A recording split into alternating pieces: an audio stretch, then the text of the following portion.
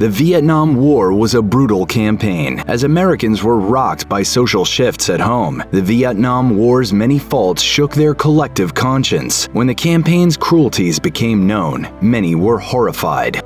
After North Vietnam allegedly attacked American vessels in the Gulf of Tonkin in 1964, the U.S. began its full-scale involvement in the Vietnam War. However, in 1959, the CIA began recruiting South Vietnamese men for espionage and sabotage efforts. Frequently hired out of high school, the commandos were promised $2,000 annually, plus $100 monthly to their families. Every one of these commandos that entered North Vietnam were captured or killed. By 1965, the U.S. military started telling the relatives of captive commandos that their loved ones had died in the line of duty. However, hundreds had actually survived. Ex-intelligence analyst Sedgwick Tourizon explained that the military wanted to save money. By declaring the prisoners of war were deceased, it allowed the military to stop monthly payments to the grieving families. Moreover, the mission had been a humiliating failure, and officials worried the commandos were undercover communists. But the captured commandos actually withstood years, sometimes decades of torture. After the war, 281 survivors sought payment, but their service was no longer officially acknowledged. Finally, after months of media coverage, the government confirmed the cover-up in 1996. Despite pushback from the Pentagon, the commandos eventually won a court battle for back pay.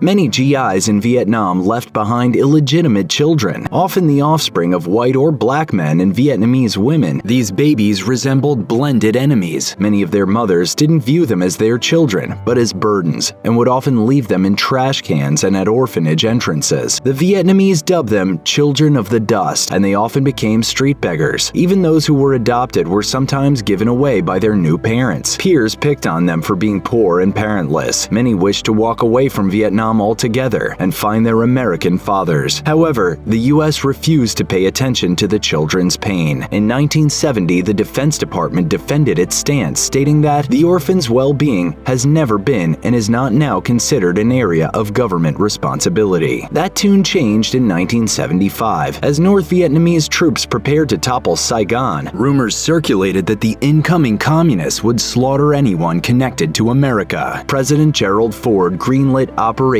Baby Lift, which evacuated 2,547 orphans via airlift. The first official flight crashed, killing 138 people, 78 of whom were children. People tend to accept war over less frequent instances of torture. As Dr. Darius Rajali observed, torture gives one person absolute power over another. This distorts the torturer's morals and worsens the society that condones it. While war takes a greater material toll, torture breeds inhumanity. Perhaps that's why South Vietnam and America kept silent about placing people in tiger cages. A former prisoner compared them to coffins. Constructed by French colonialists in 1940, tiger cages were designed to hold prisoners of war, but South Vietnam used them to detain anyone deemed politically dangerous, including civilians with anti-government leanings. The New York Times described the original cages as small concrete trenches with bars on top, which tightly packed 5 to 7 people. Newer units provided by the United States contained a single inmate. North Vietnam, meanwhile, had its own incarnation of tiger cages. These were claustrophobic bamboo enclosures used to torture captive troops. Guards would starve prisoners and hit them with sticks. One prisoner remembered being force-fed soapy water and given electric shocks. A pair of sisters, arrested for attempting to aid communists, spent 7 years in tiger cages, where they were burned with quicklime. It's estimated that South Vietnam kept 20,000 to 200,000 prisoners in tiger cages, sometimes for years without trial. The practice came to light after 2 U.S. congressmen visited South Vietnam in 1970 and reported the horrors they witnessed. It's hard to quantify the harm caused by combat exposure and torture because, as the medical journal The Lancet noted, soldiers tend to be healthier than the average person. Even so, the U.S. Department of Veterans Affairs found that deaths were twice as common among Vietnam veterans who experienced severe wartime stress. Some struggled with PTSD and substance abuse 40 years after coming home, not to mention increased back, joint, and neurological problems. Arizona Senator John McCain McCain was never physically the same after surviving over 5 years as a prisoner of war. In 1967, McCain's plane was struck by a missile, forcing him to eject. In the process, he broke both arms and a leg. Then his captors wrecked his right shoulder before bayoneting him. They later performed a shoddy surgery on his leg, leaving him with a limp. To force a false confession, guards beat him every 2 or 3 hours for 4 days. McCain became incapable of lifting his arms above his shoulders. He doesn't wave like this, he waves like this. And that's because he can't lift his arms over his shoulders. Future Congressman Sam Johnson suffered 7 years in captivity. He spent 42 months in solitary confinement, his legs confined by stocks or shackles while he laid on a cement bed. Other prisoners of war endured having all 4 limbs bound together and then hung from meat hooks for hours or days.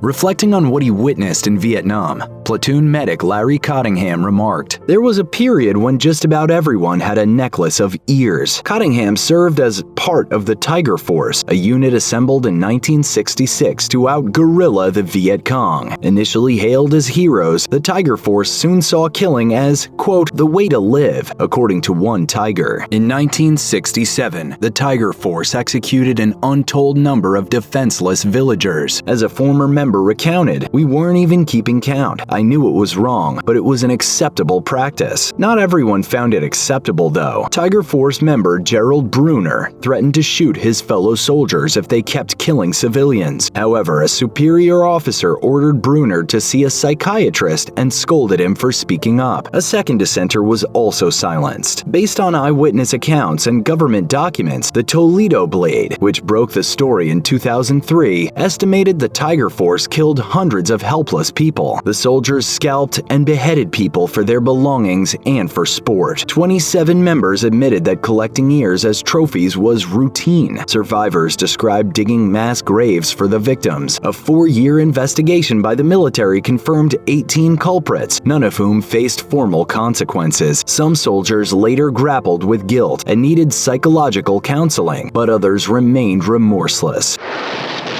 Awful sick of it. I'll be so glad to go home. I don't know. It's the worst area we've been in since I've been in Vietnam. In January 1968, fighting intensified with the Tet Offensive, which saw North Vietnam gaining ground against the U.S. A group of American infantrymen, known as Charlie Company, took a huge hit with 28 casualties. In March, the men moved on the village of My Lai with orders to eradicate communists. They encountered kids, mothers, and elderly men. Commanding Officer Lieutenant William Calley wanted them all dead. Private Paul Meadlow had been giving kids candy when he received the order to shoot them. He reportedly cried as he fired his weapon. Meadlow's mother would later lament, "I sent them a good boy, and they made him a murderer." Meadlow wasn't alone. Charlie Company killed 504 villagers. Some soldiers abused women and girls before gunning them down. They killed babies and burned down homes. A My Lai survivor said soldiers laughed amid the slaughter. The mayhem ended when helicopter pilot Hugh Thompson threatened to shoot Charlie Company if it didn't desist. In the aftermath, William Calley's supporters harassed Thompson for his heroism. After a year-long government cover-up, a whistleblower blew the lid off with help from journalist Seymour Hersh. 14 men stood trial, but only Calley was convicted. In 1971, he received a life sentence. In 1974, he received parole.